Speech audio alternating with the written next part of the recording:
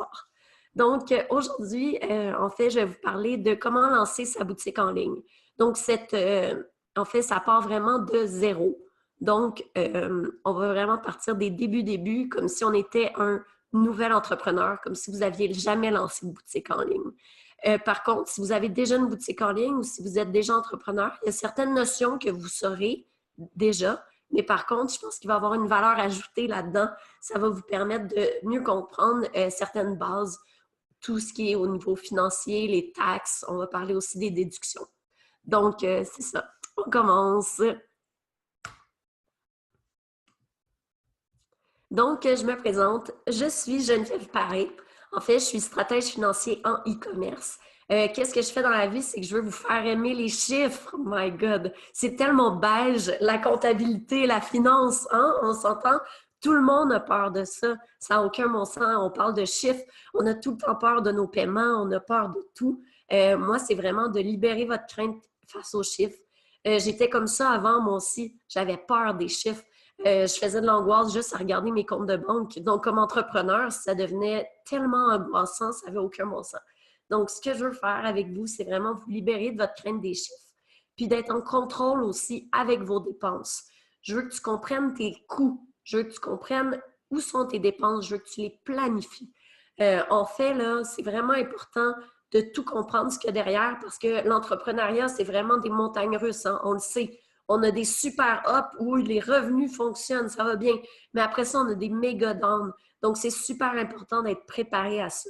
Puis je pense que comme entrepreneur, on est comme sur une balloune quand on a beaucoup de profits, puis quand on n'a plus rien, puis qu'on ne sait même pas comment on va payer notre épicerie la semaine d'après, ben là, on capote.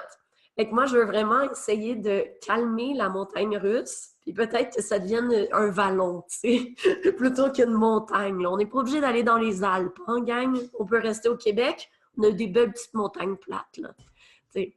Donc, c'est ça. Euh, Ensuite, qui suis-je? Ben, je viens de répondre un peu. Je veux que tu aies une base solide pour te permettre d'avoir une entreprise solide. Je crois que comme solopreneur, comme entrepreneur, si tu n'as pas une base solide, nécessairement, tu ne réussiras pas. Donc, il faut que tu connaisses tes chiffres, il faut que tu connaisses tes dépenses personnelles et d'entreprise. C'est quoi mon expérience? Moi, en fait, je suis un bébé entrepreneur. Ça fait 1 an et demi que je suis dans l'entrepreneuriat. J'ai eu 2 boutiques en ligne de dropshipping que j'ai arrêtées parce que ça a été une expérience exceptionnelle, mais ça ne me rejoignait plus. J'étais plus alignée avec ça. En ce moment, j'ai 2 projets en cours de boutique en ligne. Je suis en train de développer une marque, puis je suis en train de développer aussi un autre concept de boutique en ligne. Vous allez le voir si vous me suivez. Je vais vous bombarder de mes nouveaux projets. Puis aussi, j'ai été comme tous les entrepreneurs. Quand j'ai commencé, j'ai dépensé beaucoup trop d'argent dans toutes les formations possibles et imaginaires.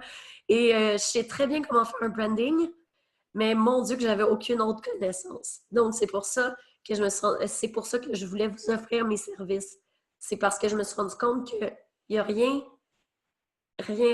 qui permet à un solopreneur d'être structuré. On dirait que tout est fait pour les entrepreneurs qui font beaucoup d'argent. Mais pour les petits nouveaux qui ont des budgets réduits, tout ça, mais on ne sait pas où aller. Donc voilà, c'est pour ça que j'offre mes services maintenant. Puis en même temps, je continue dans le e-commerce. Moi, j'adore ça, c'est vraiment mon bébé, là. Puis j'ai commencé à me former aussi au niveau du marketing affilié. Donc, c'est ça. Je me forme à tous les jours par rapport à ça. Mon background, il est un peu beige, là, je m'excuse. Je viens du milieu corporatif. Je suis bachelière en sciences comptables à la base. Puis par la suite, j'ai travaillé en TI chez CGI pendant 5 ans. Plus que 5 ans. J'étais consultante, j'étais aussi stratège, j'ai été aussi chargée de projet, puis j'ai aussi été chef d'équipe. Donc, j'ai vraiment tout fait. Donc, c'est pour ça que j'ai un quand même très beau background au niveau du travail. Par contre, je me suis promis de plus jamais y retourner. J'aime beaucoup trop être entrepreneur. Donc, j'espère vous donner la piqûre. Donc, ce soir, c'est simple. On va aborder plusieurs sujets. Ça a l'air super cartésien, super rationnel. Par contre, je pense que c'est bien d'avoir des bases solides pour te permettre par la suite de focusser sur ton produit, ton concept, ton branding, le marketing et tout ça. Donc, ça va être un peu beige, mais non, je l'ai mis noir et blanc. Mais comme ça, vous allez pouvoir vraiment connaître tout sur les bases solides. Donc, en premier, ce qui est vraiment important, c'est de faire son résumé financier personnel. Oui, vous, là, vous, qu'est-ce que vous faites? Donc, est-ce que vous êtes une personne qui dépense beaucoup, beaucoup personnellement? Parce que vos dépenses personnelles vont être intimement liées à vos dépenses d'entreprise. Parce que vos maudites dépenses personnelles vont faire que vous n'allez pas être capable d'investir dans votre entreprise. C'est comme un cercle vicieux ou un cercle heureux. Donc, c'est vraiment important, là. Je vais vous demander de faire un exercice que moi, j'ai pleuré une petite boule quand je l'ai faite, là. Je l'ai faite à l'automne passé, en mois de septembre. J'ai fait le bilan de mes dépenses personnelles. J'ai sorti toutes mes relevés de carte de crédit, toutes mes relevés bancaires, et j'ai fait mon compte de dépenses. Et après ça, je me suis dit, hey, que c'est une excuse de me dire que j'ai pas assez d'argent. Peut-être qu'il faudrait que je relaxe mes dépenses. Fait que c'est vraiment pour focusser, pour savoir où votre argent va. Ensuite, coupez dans le gras. Coupez tout. Tout qu'est-ce que vous pouvez couper. Moi, je suis rendue que je mangeais juste des légumineuses. C'est une blague, là. Je mangeais plus de viande. J'ai vraiment focusé sur le fait que je voulais être entrepreneur. Donc, je voulais me lancer. J'avais besoin de budget pour me former. Donc, j'ai tout mis sur mes formations pour me former moi-même, pour être un meilleur entrepreneur. Donc, coupe dans le gras, fais des choix. On a toujours de l'argent à quelque part. On a toujours une manière de trouver de l'argent. Vous pouvez commencer à diversifier vos revenus. Allez, il y a des programmes affiliés partout. Donc, je peux vous donner des trucs. Vous avez juste à m'écrire en privé. Il y a des manières de générer plus de revenus, même si vous êtes employé en ce moment. Ensuite, mon côté préféré, c'est les croyances limitatives. Oui, oui, les croyances limitatives. On croit que c'est un peu spirituel, un peu ésotérique, mais vraiment, allez vous informer. Allez lire là-dessus. Je vous dis, vous n'allez pas être déçus. Au début, moi, j'étais complètement fermée, j'étais super rationnelle, j'avais mon côté très cartésien de comptable, et je vous dis, depuis que je crois en ça, ma vie a complètement changé. Donc, allez voir ça. Vous allez être surpris, en fait. Par contre, je ne vous en parlerai pas des croyances limitatives. Il y a des excellents coachs et mentors qui peuvent vous en parler. Donc, il y a plusieurs types de commerce en ligne. Quand on veut se partir, souvent, on n'a pas de gros budget. Donc, c'est pour ça que je vous ai mis tous ces petits commerces-là. En fait, les gens qui se partent en e-commerce souvent vont préférer, comme moi, aller vers le dropshipping et vers le print on demand. Pourquoi? C'est parce que tu n'as pas de stock. Donc, vu que tu n'as pas de stock, mais ça te permet d'avoir un moins gros investissement au début. Tu as moins de dépenses. Par contre, le print on demand et le dropshipping, il y a des inconvénients comme des avantages. Ce que j'aime beaucoup, c'est aussi les programmes affiliés.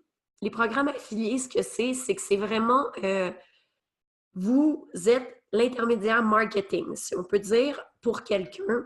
Donc, vous allez tirer du revenu de la vente ou de la promotion des services de quelqu'un d'autre. Ça, c'est vraiment une belle manière de diversifier ses revenus au début. Est-ce que vous saviez qu'il y a des programmes affiliés avec Amazon? N'importe qui achète des maudits livres, n'importe quoi.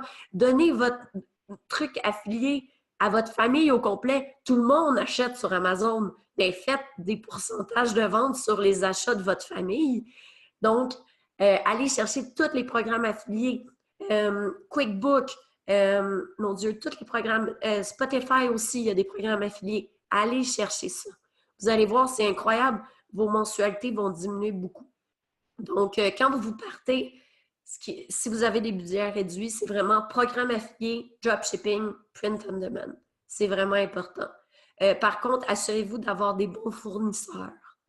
Qu'est-ce que je dis là par bons fournisseurs? C'est que des fois, au niveau du dropshipping, vous pouvez vraiment perdre beaucoup de clients parce que le shipping est trop long. Donc, ça reste à voir. Si vous voulez en parler, on va pouvoir en parler plus dans le Q&A si vous avez des questions, parce que là, je vais l'aborder vraiment au niveau. Aussi, ce que vous pouvez vendre, c'est vraiment vos propres créations, Vous pouvez aussi acheter du stock et le revendre. Par contre, ça demande un gros investissement. Puis, sinon, c'est vendre des formations ou des services en ligne. Ça, c'est vraiment intéressant parce que ça fait du revenu passif. Je vais vous énerver beaucoup avec ça. Diversifiez vos revenus, ayez du revenu passif, mais c'est super important parce que comme entrepreneur, c'est ce qui va vous aider à payer vos factures.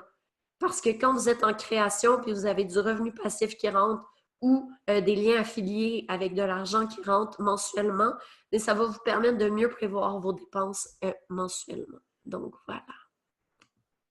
Je suis très contente. Je vois qu'il y a plein de questions. J'ai hâte de vous répondre. J'ai hâte de Q&A.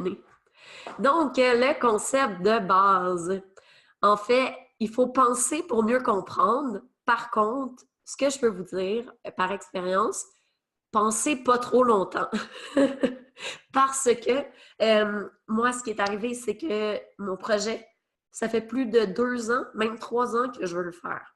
J'avais tellement peur, là, mais j'avais peur, ça n'avait aucun bon sens, que selon moi, je me suis coupé 1 an de revenus parce que j'avais trop peur.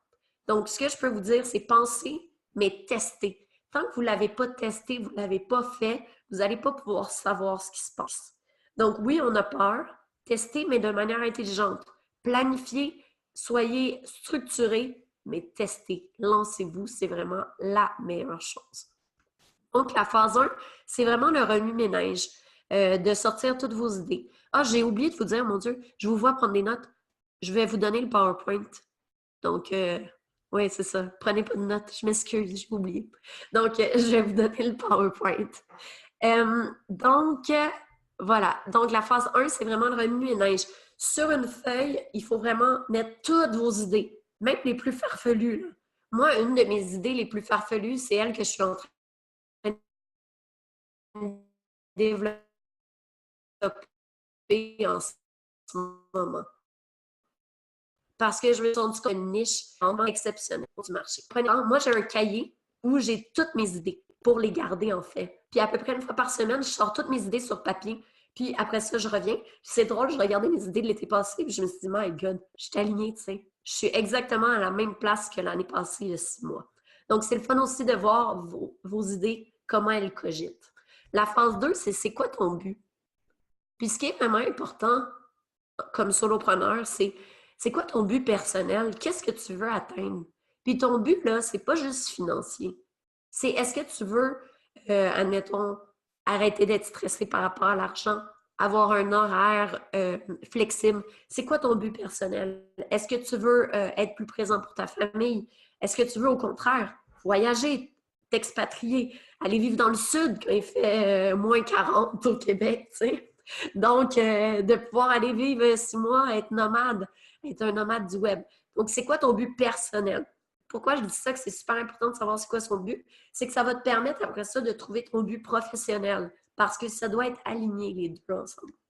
Donc, ton but personnel et professionnel vont être alignés. Et au niveau de ton but professionnel, c'est très important de savoir c'est quoi ton besoin financier minimal pour survivre annuellement.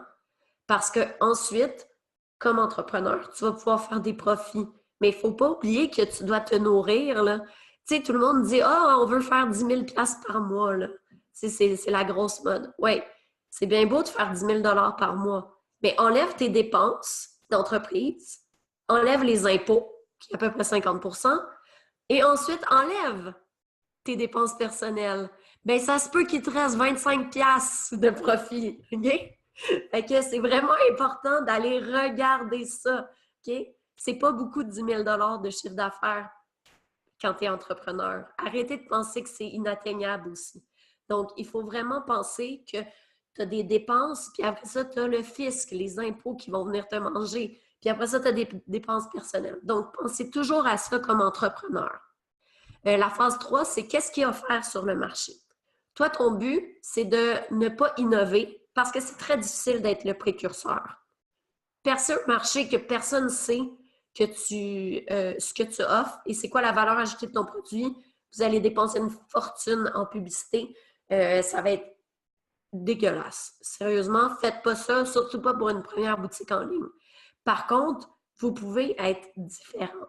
Et ça, c'est vraiment important. Ce qui veut dire, il faut que le client sache un peu ce que vous voulez donner comme produit. Puis, par la suite, vous allez pouvoir lui dire, mais voici, moi, c'est ma valeur ajoutée. C'est ça ma différence. Donc, vraiment, d'aller voir ce qui est sur le marché qui va pouvoir vous permettre de vous différencier, qui est la phase 5 en fait. Puis, l'étape 4, c'est vraiment celle que c'est spécial. Tout le monde parle de clientèle cible, mais personne ne sait c'est qui sa clientèle cible. Mais c'est vrai, là. Souvent, je parle à quelqu'un, il dit « Ah, 30-40 ans, femme. » Non, c'est qui, là, ton client? Il est en train de regarder la télé? Qu'est-ce qu'il fait? Parce que tu dois pouvoir savoir comment lui vendre ton produit. Il y a vraiment de la psychologie, là, de l'acheteur. Donc, il faut vraiment que tu penses à ça. Est-ce que ton client idéal va acheter ton produit? C'est quoi la psychologie derrière? Donc, voilà, c'est tout pour le concept de base. Ensuite, la clientèle cible. Vous avez des grandes questions, comme je disais, à vous poser. Vous devez savoir pourquoi votre client va acheter votre produit. Pourquoi vous devez savoir ça? C'est parce qu'ensuite, vous allez pouvoir faire de la publicité, du marketing, des stratégies de prix par rapport à ça. Vous devez savoir pourquoi ils vont acheter votre produit. Puis qu'est-ce qui se différencie. Je vais être vraiment chiante avec ça, mais il faut que vous vous différenciez sur le marché. Il y a tellement d'offres, on se fait tellement bombarder de publicité que si vous ne vous différenciez pas, bien, les gens ne vont pas acheter votre produit. T'sais, ou vous allez avoir très peu de ventes, donc pas pouvoir en vivre et devoir peut-être retourner sur le marché du travail ou faire faillite, emprunter encore plus d'argent. Donc, c'est vraiment important d'avoir des produits différents. Puis, c'est pas parce que vous pensez que vous avez une bonne idée que nécessairement votre client va l'acheter. Et ça, c'est dur. Il faut que vous sachiez qu'est-ce que votre client veut pour rentrer dans sa tête. Vous avez aussi besoin de savoir c'est quoi ses habitudes, aussi au niveau des réseaux sociaux, parce que ça va vraiment vous aider pour votre publicité par la suite, puis toutes vos stratégies. Ce qui est vraiment important, c'est aussi de déterminer sa mission. Moi, je peux vous dire que j'ai trouvé ça vraiment difficile de trouver ma mission. Parce qu'au début, j'étais super beige. Je disais, genre, démystifier la finance, la comptabilité, du e-commerce. Hey, c'est beige, là, c'est un peu plate. Tu sais, maintenant, ma mission, là, c'est de vous faire aimer les chiffres. C'est bien plus facile. Donc, vous avez besoin d'une mission que les gens ont le goût de connaître, puis qui vont vouloir vous connaître. Donc, une mission d'entreprise, vous n'êtes pas obligé d'offrir un service, mais c'est le fun quand les gens aiment votre marque, aiment votre branding. Oui, oui, on parle de branding, mais pas tant que ça. Donc, ensuite, tu dois définir ton offre. Définir son offre. Souvent, comme entrepreneur, on est des gens qui vont se lancer partout. On va canarder, là. Tu sais, on a 75 idées, on se lance partout, puis là, le dernier, comme 5 mm à faire, là, ben, on va l'oublier. Fait que tout ce qu'on fait, là, c'est faire des projets qui sont jamais terminés. Jamais, jamais, jamais. Donc, c'est super important de réduire peut-être son offre, de bien la définir. Comme ça va vous permettre de mieux focuser puis d'atteindre vos objectifs. Si vous en avez trop, vous allez vraiment vous sentir dépassé par tout ça, puis ça va juste vous nuire. Donc, ce qui est important, c'est de trouver sa niche. Prendre le temps de la définir. Regarde c'est quoi ton offre et clarifie-la. Les gens ont besoin de comprendre c'est quoi que tu offres. Donc, c'est super important. Ensuite, analyse ton marché. Regarde s'il est saturé. S'il est saturé, ça ne veut pas dire qu'il ne faut pas que tu y ailles. Parce que selon moi, tu peux toujours te démarquer. Par contre, si ton marché est saturé, tu dois vraiment te différencier et tu dois être un aimant à client. Dire comme, hey, venez me voir. Donc, c'est super important de trouver ce qui va te différencier. Ça, c'est super important, surtout en e-commerce, parce que tu n'as pas de contact avec la personne. La personne, elle va rester sur ton site Internet 30 secondes, si ce n'est pas 5 secondes. Puis, sur tes réseaux sociaux, si elle ne voit pas sur son cellulaire ce qu'elle a le goût de voir, personne ne va scroller. Donc, c'est vraiment important de trouver ce qui te différencie et de le mettre en premier et de vraiment le promouvoir. Ensuite, tu dois avoir une offre de produit qui est claire et une ligne directrice. Admettons que je vends des articles de cuisine, mais il ne faut pas que je vende des articles pour la salle de bain. parce que mon client ne va juste pas comprendre.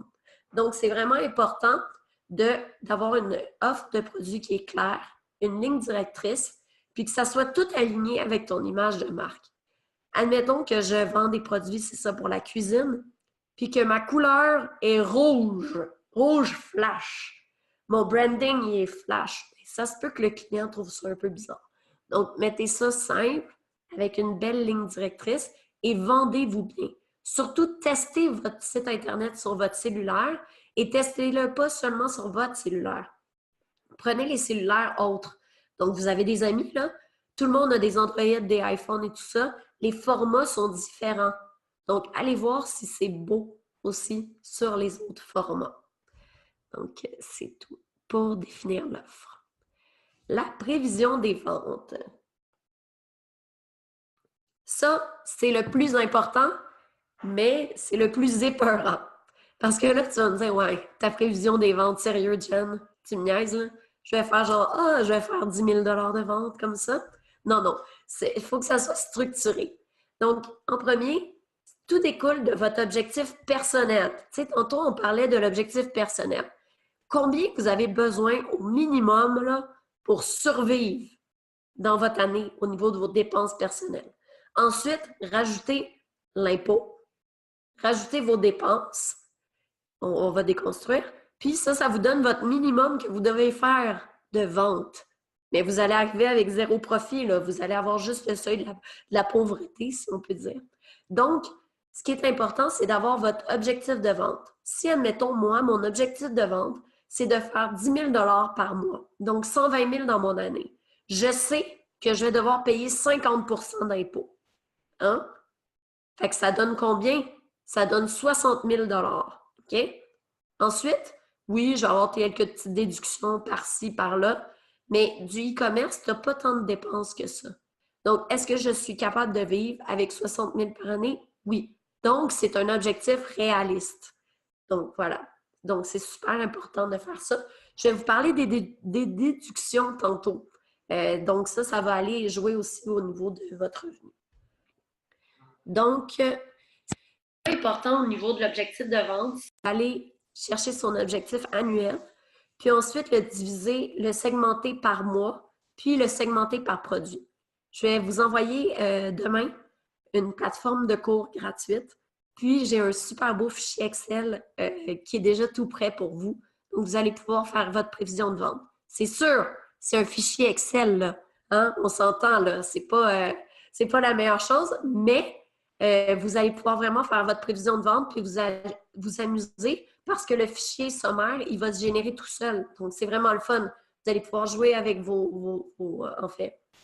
avec vos chiffres puis voir après ça comment ça se génère. Les impôts sont automatiquement enlevés. Donc, vous allez pouvoir avoir une meilleure idée de ce qui arrive. Parce que les entrepreneurs, ils oublient toujours qu'ils ont à payer de l'impôt à la fin de l'année. C'est ça. Ensuite, vous avez besoin d'une stratégie de prix. Une stratégie de prix, qu'est-ce que c'est? C'est que vous devez savoir d'avance quand sont vos promotions, aussi la psychologie des prix. On parle beaucoup du point 99, le point 97, les chiffres qui se finissent en 7, le chiffre qui se finit en 9.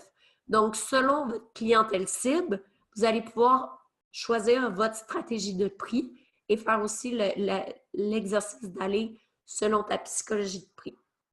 C'est super important aussi de ne pas surcharger ses clients d'offres promotionnelles. Pourquoi? C'est parce que ça va réduire la qualité que votre client donne à votre produit. S'il voit que c'est toujours en rabais, mais votre client va toujours attendre les rabais. Tandis que si c'est exceptionnel quand vous donnez des rabais, que c'est super précis, mais ça va être incroyable parce que là, vous allez avoir un boost de vente. Donc, c'est super important d'avoir une stratégie de prix. Ensuite, ça, c'est super, je dirais, scolaire. Ça s'appelle les objectifs SMART. C'est la base. C'est en fait, chaque objectif que vous avez, ils doivent être simples, mesurables, atteignables, réalistes et temporellement définis. Dans le fichier que je vous envoie, vous allez voir, c'est super facile. Parce que oui, ça va être temporellement défini parce que vous allez pouvoir indiquer par mois qu'est-ce qui arrive. Donc, vous allez avoir Je suis en train de perdre la voix encore plus. Vous allez avoir en fait vos objectifs qui vont être vraiment bien définis. Ça, c'est ce qui m'a sauvé la vie de faire ma prévision des ventes. Parce qu'avant, j'y allais vraiment freestyle. J'étais comme, ah, je suis entrepreneur, c'est cool, go with the flow, on y va. Et là là, j'avais pas de vente. C'est le même. Quand j'ai commencé à faire des prévisions des ventes, j'avais des objectifs dans la tête. Je savais c'était quoi mes publicités, je savais c'était quoi mes promotions. C'est incroyable. Maintenant, j'ai plein de ventes. C'est comme une blague. Donc, ça vaut vraiment la peine de s'asseoir puis le faire parce qu'aussi, ça va calmer votre cerveau. En fait, tu sais, notre cerveau, là, il roule tout le temps, là. Il capote, là. La nuit, on se réveille, on a des idées, tout ça. Mais là, si on sait où on s'en va, on dirait que ça calme notre cerveau. Mais ayez pas peur d'aller rejouer dans votre prévision des ventes. Parce que ça, là, ça va vous permettre, après ça, d'aller... C'est sûr que vous ne savez pas ce qui va se passer en décembre. C'est bien d'avoir une idée. Par contre, ça se peut qu'au cours de l'année, ça change. Mais ayez pas peur d'aller rejouer là-dedans. Prenez peut-être 1 heure par mois pour aller faire ça. Vous allez voir, ça va tout changer. Donc, d'être bien structuré, c'est vraiment important. Ensuite, tu dois déterminer tes coûts. Oh mon Dieu! Ça, là, je crois que aucun entrepreneur sait ses coûts par produit, ou très peu. Est-ce que vous savez combien ça vous a coûté de pub par vente? Non. Est-ce que vous savez, j'aime voir vos visages, est-ce que vous savez combien ça vous a coûté de temps? Combien de temps vous avez mis? Est-ce que finalement vous vous payez à peu près 1 $ de l'heure? Tu sais, c'est super important d'analyser les coûts. Est-ce que vous savez combien vous payez au niveau des frais des fournisseurs de vos logiciels? Quand il y a une transaction Stripe ou PayPal, c'est quoi le pourcentage qu'ils vous prennent? Est-ce que vous le savez? Sûrement pas. Ensuite, tous les logiciels là, que vous avez ou est-ce que vous avez Shopify, ils vous chargent en USD. Est-ce que vous le savez? En canadien, c'est combien? Tu sais, c'est tous des trucs qu'on oublie parce qu'on le fait pas, parce qu'on veut pas le savoir, parce qu'on a peur des chiffres. Mais de savoir ses dépenses, ça va vous permettre d'avoir des meilleurs objectifs parce que ça va être des objectifs vraiment plus réalistes. Donc, c'est super important de connaître son coût global.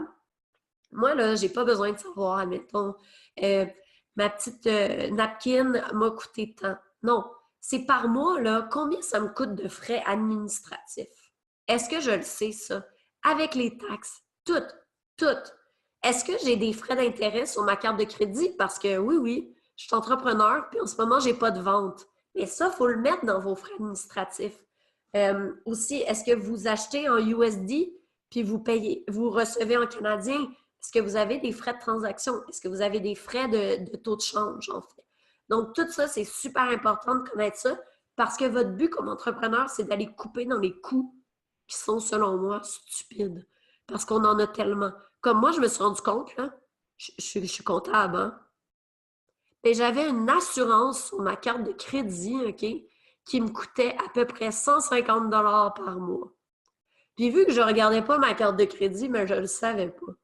Mais savez-vous quoi? J'étais allée annuler ça au plus sacrant. Fait que j'ai 150 $ de plus à chaque mois dans mes poches. Fait que soyez vraiment au courant de vos coûts, de qu'est-ce qu'il y a. Parce que souvent, vous allez, comme entrepreneur, comme solopreneur, au début, on se lance dans le vide, on n'a pas tant de liquidité. Donc, on met beaucoup sur nos cartes de crédit.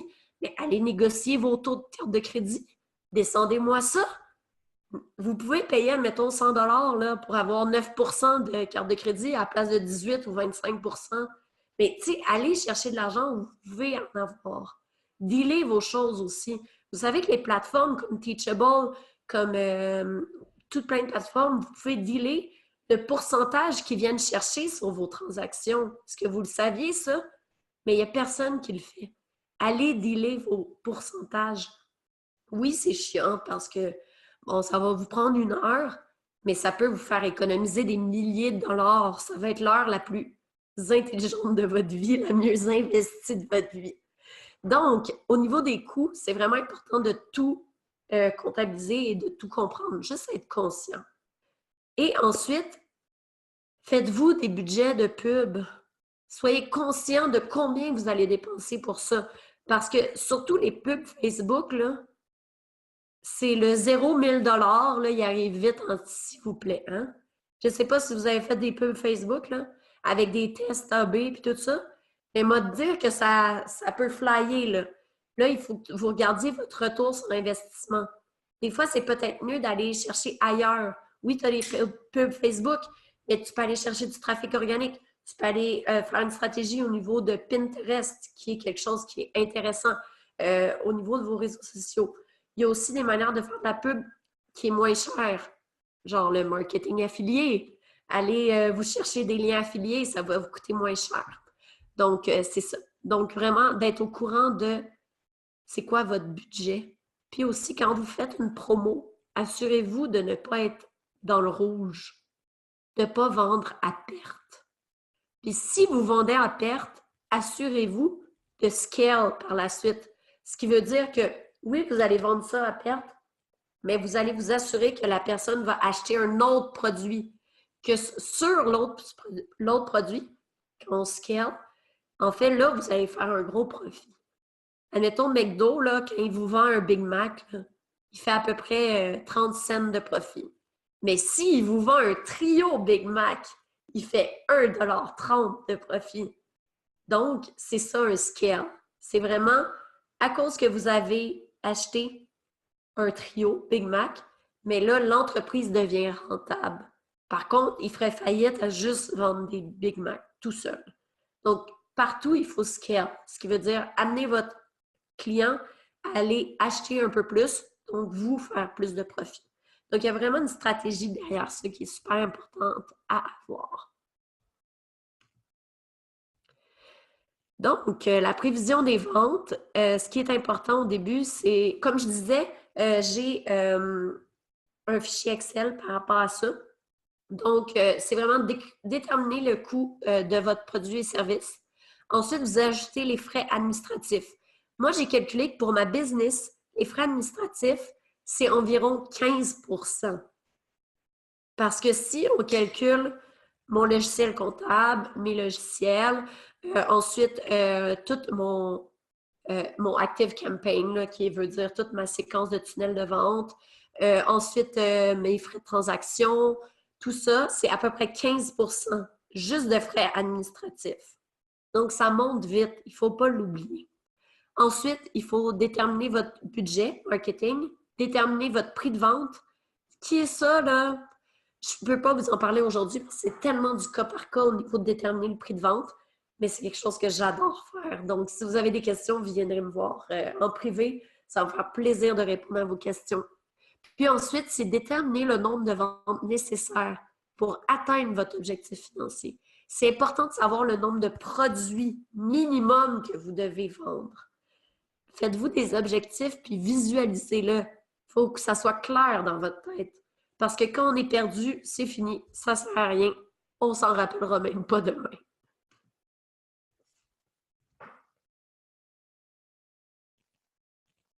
Donc, la prévision des ventes. Comme je vous ai dit, je vous donne l'outil gratuit. Je voulais être sûre de ne pas l'oublier.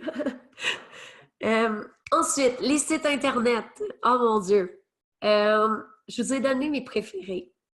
J'ai testé beaucoup de sites Internet. J'ai perdu beaucoup d'argent.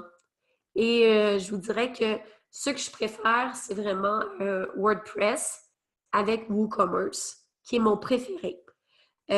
Pourquoi? C'est parce que WordPress, c'est un prix par année. Tu peux avoir le forfait business qui est 65 $ par mois à peu près. Ça vaut vraiment la peine parce qu'il est hyper customisable et WordPress ne vous prend pas d'argent sur vos transactions, contrairement à Shopify. Shopify, quand vous commencez à vendre beaucoup, ils deviennent très, très gourmands. Donc, en plus d'avoir vos frais au niveau de votre fournisseur de paiement, vous vous retrouvez à payer du 300$ US par mois. Parce que le petit forfait de base là, à 29 $ US, là, il ne reste pas longtemps. Donc, finalement, vous allez vous retrouver à payer très, très cher avec Shopify si vous avez beaucoup de ventes. Par contre, pourquoi j'aime Shopify? J'ai eu 4 boutiques en ligne sur Shopify. Puis, pourquoi j'aime ça, c'est que c'est super user-friendly. C'est genre du pablum, là. Ils te donnent du tout cru dans le bec, là. le support est exceptionnel. C'est aussi super bon au niveau du print on demand, tout ce qui est dropshipping, parce que c'est fait pour ça. C'est des sites faits pour ça. Donc, vous avez des applications, tout se fait facilement. Par contre, c'est aucunement customisable et ça coûte cher. Voilà. WordPress avec WooCommerce, moi, je suis vendue. J'ai aussi ce que j'ai pris comme fournisseur de paiement, j'ai pris Thrivecart, là, qui est quand même cher. C'est à peu près 800 US. Oui, oui, 800 US, qui est en fait pour les paiements. Puis là-dedans, tu as tout du upsell et downsell. Donc, tu peux aller tout customiser où ton client va, s'il s'est rendu jusqu'au panier d'achat et tout ça. Donc, par la suite, dans WordPress, tu peux vraiment, vraiment aller mettre tout ce que tu veux selon ton budget. Donc, c'est ça que j'aime, c'est que WordPress, tu peux commencer tout petit mini, puis après ça, aller ajouter des applications, aller ajouter tout ce que tu veux. Donc, c'est ça. Faites attention quand vous choisissez vos fournisseurs de paiement, qui est PayPal, Stripe. Moi, je me suis fait geler de l'argent qui n'avait aucun bon sens avec PayPal. J'ai vécu un calvaire au mois de novembre parce qu'ils ont gelé mon compte PayPal parce que j'ai eu trop d'entrées. Donc, ils m'ont dit, on gèle 25 000 $. Puis après ça, tu peux prendre tout ce qu'il y a de plus. C'est vraiment le fun. Donc, PayPal, ça peut être vraiment stressant des fois ce qu'ils vont te faire. Par contre, Stripe, c'est vraiment le fun. N'oubliez pas, surtout quand vous avez Stripe, c'est de choisir au jour le jour les dépôts dans votre compte. Parce que vous pouvez choisir le dépôt aux semaines, au mois ou au jour le jour. Dans, dans WordPress, WooCommerce, ça va être au jour. Shopify, il est aux semaines quand vous allez lier votre Stripe. Donc, assurez-vous d'aller changer, en fait, votre réglage. Là. Donc, c'est ça pour ne pas vous faire avoir puis plus avoir, en fait, d'argent pendant un certain moment. Est-ce que tu sais pourquoi tu ne devrais jamais utiliser un thème gratuit? C'est parce que tu vas devoir le refaire, ton site Internet, dans à peu près 6 mois. Ça vaut vraiment la peine d'aller chercher un thème et de l'acheter. Pourquoi? Parce que tu dois en premier définir vraiment tes besoins à court et moyen terme. C'est super important d'avoir un thème qui te représente. Acheter un thème, c'est vraiment économiser de l'argent parce que le thème arrive tout beau, tout prêt, puis ça va te permettre de faire ton site Internet une seule fois super bien. Si tu évalues pas bien tes besoins, puis tu es un peu chiche au niveau de l'argent, tu achètes un thème genre à 25$ à la place de celui à 100$. Puis que dans un mois ou deux, tu te rends compte que il est vraiment poche ton thème, puis il faut que tout que tu recommences ton site, c'est un calvaire. Donc vraiment, prenez le temps avant de commencer votre boutique en ligne, de choisir un thème. Et ne prenez jamais les thèmes gratuits. Vraiment. Parce que c'est un investissement de temps, d'argent. C'est important aussi de regarder les reviews, de valider les prix. Souvent, les thèmes sont en rabais à certains endroits. Donc, allez voir dans plusieurs sites Internet de thèmes, de vente de thèmes. Vous allez pouvoir être surpris. Puis, c'est très important aussi de comparer puis de voir ce que vous voulez faire. Les pages obligatoires dans votre site Internet. Témoignages, ça c'est pour vous, là, en fait. C'est pas obligatoire, mais c'est très, très valuable, comme on peut dire. Vous devez avoir une politique de remboursement claire, précise et que le client a facilement accès. Et vous avez le droit de dire que je ne vous rembourse pas. Vous avez le droit. Et écrivez-le. Je vous recommande fortement d'aller voir un avocat pour ça. Pourquoi? Parce que vous pouvez vous faire avoir et vous pouvez surtout perdre beaucoup d'argent. Par contre, si vous n'avez pas d'argent en ce moment, vous pouvez valider avec votre avocat c'est quoi les plus importants au début, puis après ça, attendre d'avoir des ventes pour ensuite aller rajouter des contrats, en fait. Donc, ce qui est vraiment important, c'est la politique de remboursement, la livraison, ainsi que les frais de livraison, combien de temps que le client attend, qu'est-ce qui se passe. Le GDPR, oui, vous êtes au Canada, vous devez en fait protéger les données de vos clients. Et vous devez avoir une page sur votre site web qui explique la protection des données. Ensuite, si vous vendez des services, si vous vendez des formations, c'est très important d'avoir un contrat. Pourquoi? Pour vous protéger. C'est vraiment, vraiment important. Puis aussi, c'est important que votre client trouve facilement le service à la clientèle. Un client ne veut pas chercher. Il veut avoir tout cru dans le bec. Donc, c'est important qu'il sache c'est où votre service à la clientèle.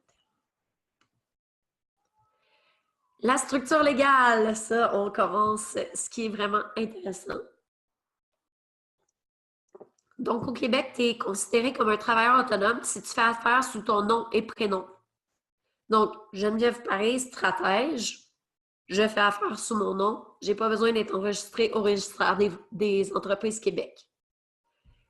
Une entreprise individuelle, c'est quoi? C'est comme un travailleur autonome, c'est toi-même, mais c'est que tu as un nom d'entreprise. Donc, tu dois aller t'enregistrer. Tu es propriétaire unique.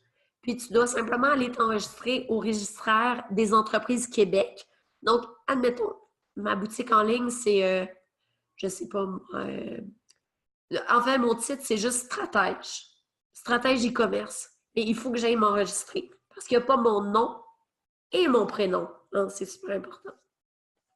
Ça coûte à peu près 30$. C'est vraiment facile à faire. Vous pouvez le faire sur Internet. Si vous avez des questions, écrivez-moi. Ça va me faire plaisir d'y répondre. Parce que des fois, il y a des choses un peu tricky, là. Surtout au niveau du e-commerce. Les catégories d'entreprises sont vraiment nulles, là. Le gouvernement, là, il est comme dans les années 2000, là, il ne sait même pas qu'on est capable de vendre des t-shirts sur Internet. Fait que c'est vraiment compliqué de trouver votre catégorie d'entreprise, vraiment.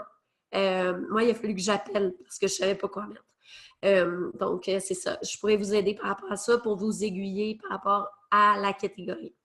L'incorporation. Tout le monde parle d'incorporer, j'ai une entreprise. L'incorporation, là, c'est quand vous allez faire une société par action. Donc, c'est quelque chose qui est distinct de toi. C'est pas toi. Vous êtes distincts les deux. Par contre, il y a des frais de gestion récurrents assez gros. Puis, c'est super important de demander l'avis d'un CPA, qui est un comptable professionnel agréé, d'un fiscaliste et d'un avocat avant de t'incorporer. Parce que ça se peut que ce ne soit vraiment pas la meilleure idée pour toi. Ça se peut que tu dilapides ton argent. Parce que s'incorporer, oui, tout le monde va dire « Hey, c'est le fun, tu payes juste 18% d'impôts. » Oui, mais tu payes juste 18% d'impôts si tu ne verses aucun salaire. Parce que toi, ton salaire, il est imposé quand même. Donc, si tout l'argent que tu as dans ta compagnie est incorporé, tu te la verses en salaire parce que tu as besoin de vivre, mais tu n'en retires aucun bénéfice. Donc, une société par action, c'est important. C'est si tu fais un chiffre d'affaires tellement gros que tu peux laisser de l'argent dormir dans ton entreprise. C'est là que ça devient favorable au niveau des impôts. Puis, il faut avoir une stratégie financière par rapport à ça et une stratégie fiscale. Aussi, l'incorporation peut être super importante quand, au niveau légal, si un avocat vous dit toi, oui, tu ne fais pas d'argent tant que ça, mais c'est mieux pour te protéger d'avoir une entreprise qui est distincte de toi au niveau peut-être des poursuites, au niveau légal, mais là, à ce moment-là, oui, ça va être favorable. Mais sinon, incorporez-vous pas. Faites pas cette erreur-là. Attendez. Donc, c'est ça. La structure administrative. Moi, je trouve ça vraiment important d'avoir des comptes bancaires distincts.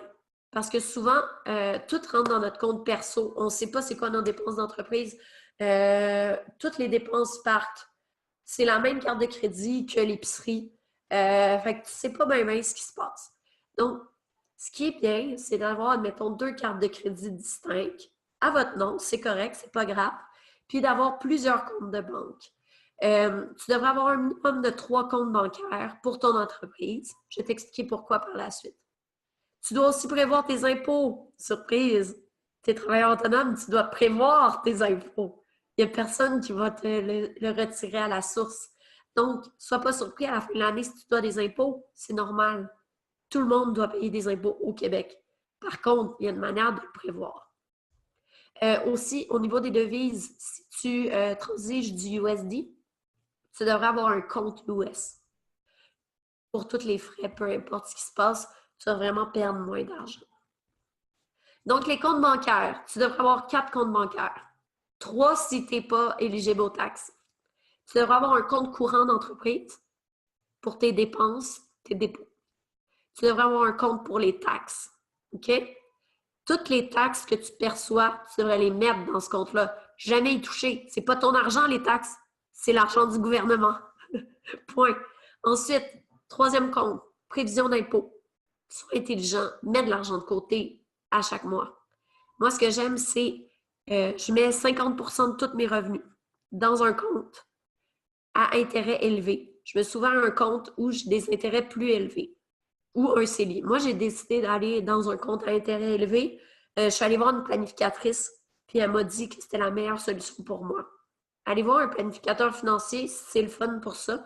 C'est gratuit. Est-ce que vous le saviez? C'est gratuit, aller voir un planificateur financier. Puis ça va vous permettre de savoir c'est quoi les meilleures, en fait, les meilleures solutions pour vous. Pourquoi c'est le fun d'avoir un compte d'impôt que je mets 50% dedans, puis que j'ai des intérêts dessus, c'est que je fais de l'argent sur mon argent qui est placé. Et à la fin de l'année, mais j'ai mon propre retour d'impôt.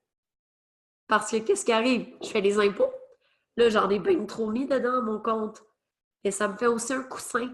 Si t'es dans le caca, là, puis là, tu sais pas comment tu vas payer ton épicerie, mais tu peux aller piger dedans doucement, mais prends le temps de te rembourser. Si un mois, tu vas piger dans ton compte prévision d'impôt parce que tu es dans le down de ta montagne russe, bien, le mois d'après, rembourse-toi, s'il vous plaît. Donc, assure-toi d'avoir une belle cagnotte là-dedans. Et tu dois avoir ton compte personnel. Hein? Et une chose qu'il ne faut jamais oublier, paie-toi en premier. Tu dois te payer. Verse-toi un salaire. C'est pas normal que tu ne saches pas combien, en fait, tu as dans ton compte. Quand tous ces 4 comptes-là sont mis ensemble, là, tu ne sais même pas ce qui se passe. Tu arrives, il faut que tu payes des taxes. Tu ne savais même pas qu'il fallait que tu donnes 4000$, admettons, pour tes taxes. Puis là, tu es super surpris. Fait que c'est vraiment important de diviser. Puis ça se fait super bien.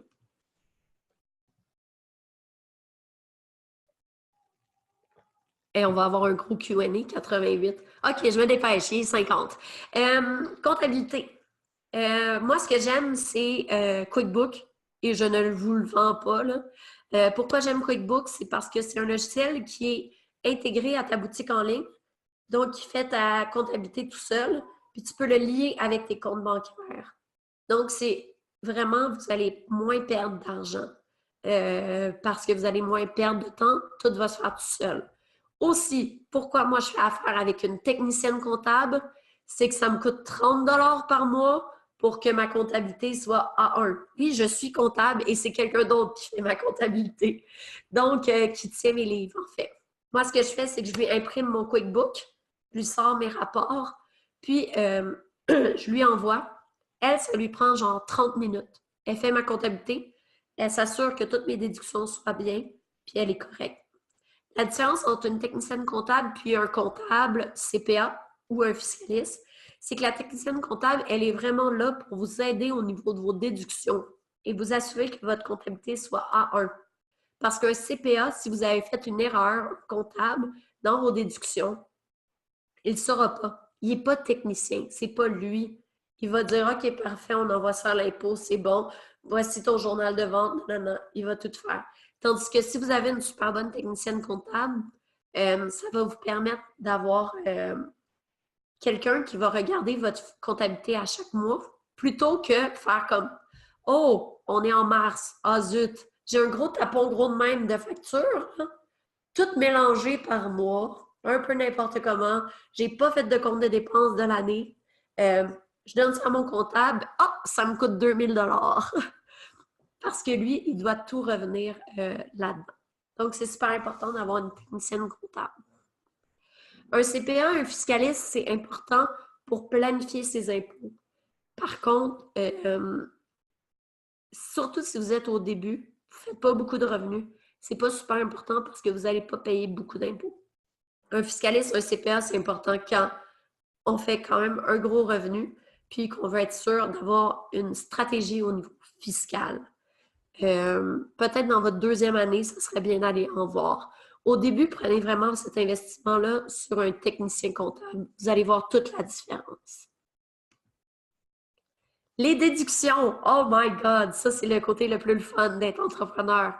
Vos dépenses vont réduire votre revenu. Et donc, votre revenu va être réduit, donc vous allez payer moins d'impôts. Donc, vraiment à la base, là, une dépense, c'est que ça donne droit à une déduction fiscale. Ça réduit votre revenu.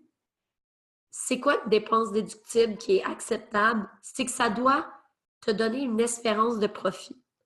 Et le fisc, c'est le truc le plus gris du monde. C'est relatif. En fait, là, ce qui est important, c'est qu'une déduction, si vous la mettez sur votre déclaration de revenus comme une dépense, il faut que vous soyez capable de la justifier. Ce qui veut dire dans 5 ans, parce qu'ils vont attendre 5 ans, hein, vous le savez. Le fisc, c'est comme ça. Ils vont attendre 5 ans avant de venir vous inspecter. Dans 5 ans, il faut que tu sois capable de dire pourquoi tu as dépensé 4 $ pour un café au Starbucks. Là. Hein? On s'entend? Parce que sinon, là, tu peux avoir des pénalités incroyables, puis ils commencent à compter les intérêts il y a 5 ans. Donc, ton 4 $ chez Starbucks, là, ben, il va te coûter à peu près 200 $. Fait que c'est important que tout ce que vous déduisez, vous soyez capable de le justifier dans 5 ans. La mémoire, on oublie tout. Donc, qu'est-ce qui est important, c'est vraiment de justifier dans un compte de dépenses, chaque dépense sert à quoi? Qu'est-ce que vous êtes allé faire? Mettons, je suis allé rencontrer tel client à telle place. Oui, c'est chiant. Par contre, de un, vous payez moins d'impôts et de deux, vous allez être capable de le justifier. Et ça, c'est super important. Vous avez l'obligation de justifier de garder vos pièces justificatives pour un minimum de 7 ans. Par contre, le fisc peut revenir vous chercher encore plus longtemps. Parce que, ben, c'est ça. C'est le gouvernement. Je peux pas vous dire rien d'autre. Des fois, ils vont venir vous inspecter, genre 10 ans plus tard. Donc, gardez vos agendas. Gardez vos relevés de dépenses. Gardez tout. Tout ce qui peut vous aider. Parce que comme ça, quand vous allez avoir une inspection, vous allez faire comme « Hey, toi! » Puis, ils vont s'en aller. Fait que prévoyez d'avance. OK? Soyez pas surpris, ils vont venir vous inspecter. Je vous le garantis. Puis ça va être dans le moment où sûrement vous allez être en momentum, vous allez avoir oublié comment vous avez mal fait votre comptabilité la première année. Donc, c'est super important de bien faire sa comptabilité. Les taxes. Ça, là, c'est ce qui est le plus stressant chez les entrepreneurs. OK? On est considéré comme un petit fournisseur. OK? La loi, elle est grise. Ce qui veut dire, c'est pas très clair. La définition de Revenu Québec, je suis allée vous faire un copy and paste. C'est que vous êtes considéré comme un petit fournisseur si le total de vos fournitures taxables, toutes vos ventes, peu importe où ça a été, là. Vous avez vendu en Australie, vous devez le calculer. C'est que vous devez avoir moins de 30 000 $ de ventes au cours d'un trimestre. Un trimestre, c'est 3 mois. Mais où c'est bizarre, c'est que c'est le ni pour l'ensemble des 4 trimestres civils qui le précèdent. Et là, c'est tellement pas clair que ce que vous devez faire, appelez le gouvernement. Oui, c'est aussi flat que ça. Quand vous allez avoir 30 000 $ au cours d'un trimestre, appelez. Parce que vous voulez être certain de vous inscrire aux taxes au bon moment. Donc, quand vous allez avoir la petite lumière là, qui dit « je dois aller appeler au gouvernement, je dois aller appeler parce qu'il faut que je m'inscrive aux taxes », c'est quand vous allez faire plus de 30 000 $ de revenus pour 3 mois. En 3 mois. Si là, c'est le 28 février, là, puis que tu as fait 30 000 au 1er juillet, c'est plus que 3 mois. Donc, ça compte pas. C'est vraiment, là, 3 mois de calendrier. C'est des fonctionnaires. Hein? Pensez. Vraiment un calendrier. On est rigide.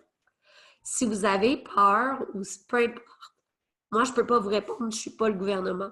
Il faut vraiment appeler. Prenez le temps. Je vous ai donné le lien. Vous avez le numéro de téléphone là. Prenez le temps d'appeler. Et c'est la dernière slide, la planification stratégique. Moi, c'est ce que j'aime le plus faire. Je vais vous en parler un petit peu. Par contre, ça, c'est vraiment du 1 à 1, c'est du cas par cas. Si vous voulez qu'on en parle, écrivez-moi en privé, on va pouvoir regarder ça. Les objectifs, en fait, la planification stratégique, c'est d'aller planifier annuellement chaque lancement, chaque promotion, chaque campagne publicitaire, se créer des stratégies de feu, tout aller voir le global, mais en utilisant la psychologie marketing. Donc, c'est vraiment fou tout ce que vous pouvez faire. C'est vraiment pour atteindre vos objectifs, puis ça va vous permettre d'atteindre des niveaux qui n'ont aucun bon sens au niveau de vos ventes.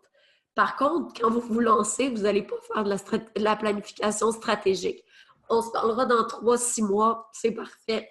Mais je voulais juste vous dire que moi, c'est ce que je fais. C'est mon gros bébé. Donc, c'est vraiment de se fixer des objectifs, de planifier, d'avoir des stratégies, puis après ça, de clencher, puis de réussir des objectifs de vente qui n'ont aucun bon sens. Merci de m'avoir écouté.